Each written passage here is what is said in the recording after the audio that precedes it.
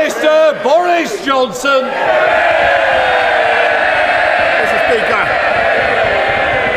Mr. Speaker, allow me to join you and members across this House in thanking His Royal Highness, the Prince of Wales, for delivering the gracious speech, and in sending our warmest wishes to Her Majesty the Queen.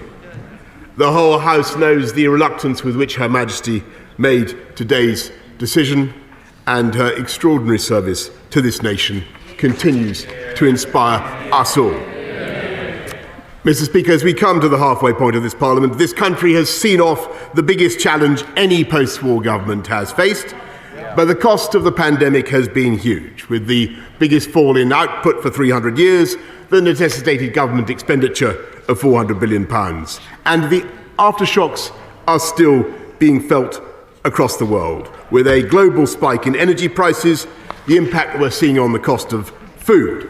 And it's precisely because this government got the big calls right and made the tough decisions during the pandemic that we had the fastest economic growth in the G7 last year, and will return to that status, by the way, by 2024, Mr. Speaker, and therefore have the fiscal firepower to help families up and down the country with all the pressures they face now. And we will continue to use all our ingenuity and compassion for as long as it takes.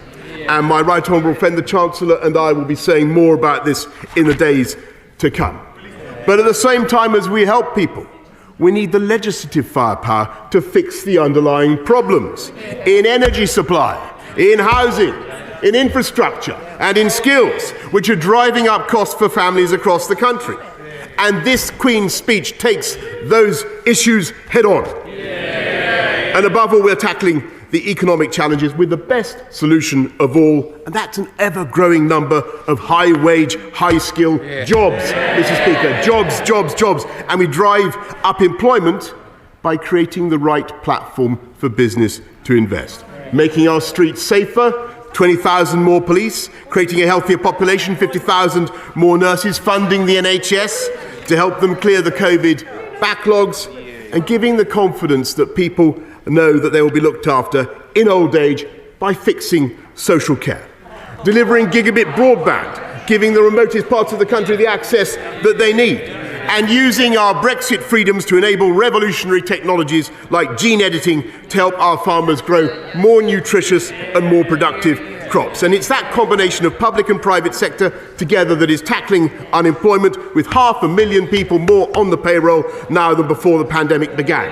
And it is that strength at home that enables this country to show leadership abroad, as we have done and will continue to do in supporting the people of Ukraine. So this Queen's speech delivers on our promises. It will not only take us through the aftershocks of COVID, but build the foundations for decades of prosperity, uniting and levelling up across the country.